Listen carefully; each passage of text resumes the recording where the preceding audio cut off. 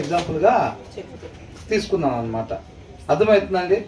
వాళ్ళు ఆ గ్లాసెస్లో నుంచే వాళ్ళు పద్దాకలా చూస్తూ ఉంటారు. అలాగే ఒక విశ్వాసం ఎలా ఉండాలంటే ప్రతి క్షణం కూడా వాక్యం అనే లెన్స్లో నుంచే మనం నిత్యము ప్రతి పరిస్థితిని కూడా చూసే వారంగా ఉండాలి. ఆ లెన్స్ లేకుండా ఎప్పుడు చూస్తే అప్పుడు తేడా పడింది. అవునండి? ఆ లెన్స్ లేకపోతే ఏమైందంటే మనం వాక్యం ఏం చెప్తుంది అనేది కాకుండా ముందున్న పరిస్థితిని బట్టి మనం ప్రవర్తించడానికి సిద్ధపాటు అవుతాం. అవునా? ముందున్న పరిస్థితిని బట్టి మనం ప్రవర్తించాలి అని అనుకుంటే అది చూస్తే యథార్థంగా ఉండిద్ది. లేక ఈ పరిస్థితులు ఇలా ఉంటే బాగుండిద్ది, ఇలా ఉండాలనుకుంటా అని అనిపించింది. మన ముందున్న పరిస్థితి అది చూస్తే అంటే యథార్థంగా కనపడిద్ది. కానీ ఎక్కడ దారి తీసిద్దంట? మరణానికి దారి తీసిద్దంటే.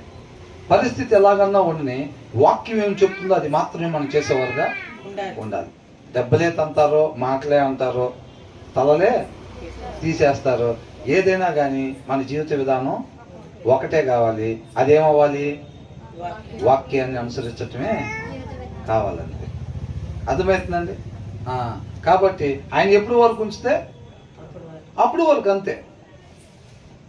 ఒకవేళ ఇలా ఉండాల్సి వస్తే డబ్బులు పడతాయేమో అని అనుకుంటే ఎమ్మటే కొద్దిగా అక్కడ ఫ్లైఓవర్ వేసుకొని వాక్యాన్ని అనుసరించడం మానేసి కొద్దిగా పరిస్థితి దాటిన తర్వాత మళ్ళీ వాక్యాన్ని అనుసరించడం అనుకుంటే అడుగు పక్కన వేయగానే మనకి ఎదురు ఎవరు నిలబడతారంట? దేవుడే నిలబడతారు. మొత్తం మారిపోయింది సీన్.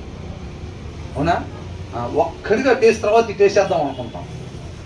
ఈ ఒక్కసారి కొద్దిగా అబద్ధం చెప్పేసి తర్వాత అంతా మళ్ళీ లైన్ మీదే కరెక్ట్గా అబద్ధం చెప్పటం, ఎమ్మటే తర్వాత మోకాలు వేయటం, ప్రార్థన చేయటం, మళ్ళీ లైన్లోకి ఎక్కటం, మళ్ళీ వెళ్ళిపోవటం అని అనుకుంటాం మనం. అవునా? ఒకసారి అడుగు అవతల పడిన తర్వాత ఈ ఒక్కడు చూసేసి సీరియల్ తర్వాత ఎమ్మటే మోకాలు వేసి ప్రార్థన చేసేసుకున్నాం. ఫ్యామిలీ ప్రేయర్, సాయంత్రం ఫ్యామిలీ ప్రేయర్లో ప్రభా క్షమించని ఒప్పేసుకుంటే మళ్ళీ ఎమ్మటే ట్రాక్ ఎక్కేస్తాం అని అనుకుంటే పొరపాటే. అర్థమైందండి? అలా ఉండదు. ఇంకా చాలా మనంన్నిటికీ లెక్క చెప్పాల్సి ఉంటుంది అన్నమాట. కాబట్టి మనం చూసుకోవాలి, మన ముందు ఏదైతే మార్గం కనపడుతూ ఉందో అది సరైన మార్గం కాదు.